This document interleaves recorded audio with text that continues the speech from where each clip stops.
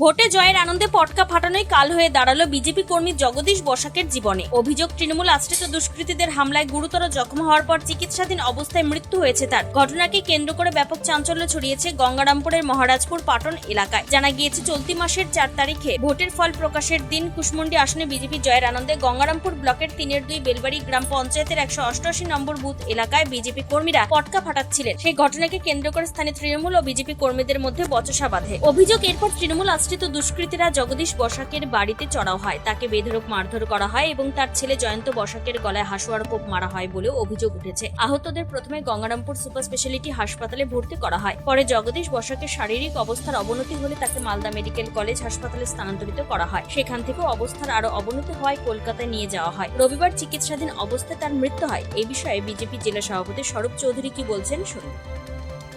পর তিনি মারা গেছেন কালকে, আজকে আপনি আসলেন, মূলত কিভাবে পাশে থাকবেন বলে আশা দিলেন তাদের? দেখুন, এটা দুর্ভাগ্যজনক ঘটনা, যেখানে একটা বিজেপি জয়লাভ করেছে, তারপরেও এইভাবে তাদের উপর অত্যাচার, যেটা মেনে নেওয়া যায় না।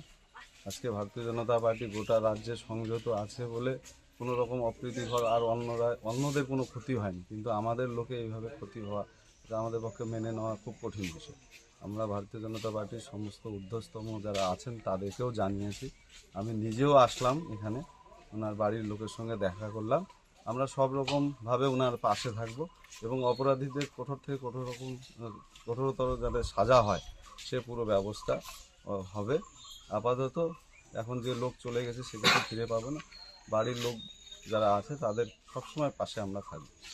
প্রথম অবস্থায় শোনা যাচ্ছিল যে এলাকারই কিছু বিজেপি নেতৃত্ব তাদেরকে উপযুক্ত নয়। অ্যাকচুয়ালি সেই সময় গণনার প্রসেস চলছে, চারিদিকে একটা প্রচণ্ডভাবে সবাই কোনো না কোনোভাবে ব্যস্ত ছিল, কিন্তু হসপিটালে গিয়ে আমাদের যিনি প্রার্থী হয়েছেন তিনিও দেখা করেছেন, আমরাও মহারাজপুরে এসে দেখা করেছি।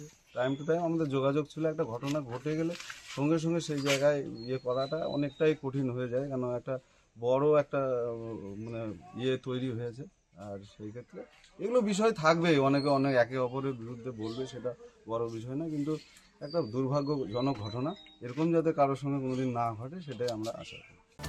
তবে সোমবার মৃত বিজেপি কর্মীর বাড়িতে যান দক্ষিণ দিনাজপুর জেলা বিজেপি সভাপতি স্বরূপ চৌধুরী। তিনি পরিবারের সদস্যদের সমবেদনা জানান এবং দোষীদের কঠোর শাস্তির দাবি তোলেন। দক্ষিণ দিনাজপুরের কুশমন্ডি থেকে নিজস্ব প্রতিনিধি রিপোর্ট, টাইমস 14 বাংলা। মুখের উজ্জ্বলতা হারিয়ে গেছে, স্পট পড়ে গেছে, ব্রণ ভর্তি, তাই আর দেরি না করে আজই আসুন রায়গঞ্জের চণ্ডীতলায় হেলথ প্লাস মাল্টি স্পেশালিটি ক্লিনিকে এবং এখানে পান অভিজ্ঞ ডাক্তার দ্বারা ফ্রি স্কিন টেস্ট। আরো বিস্তারিত জানতে যোগাযোগ করুন 9674895169 এই নম্বরে।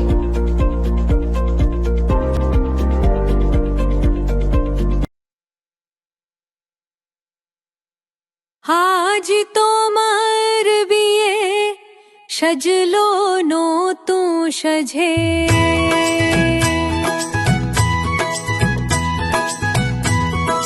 সবার মনেতে আনন্দ,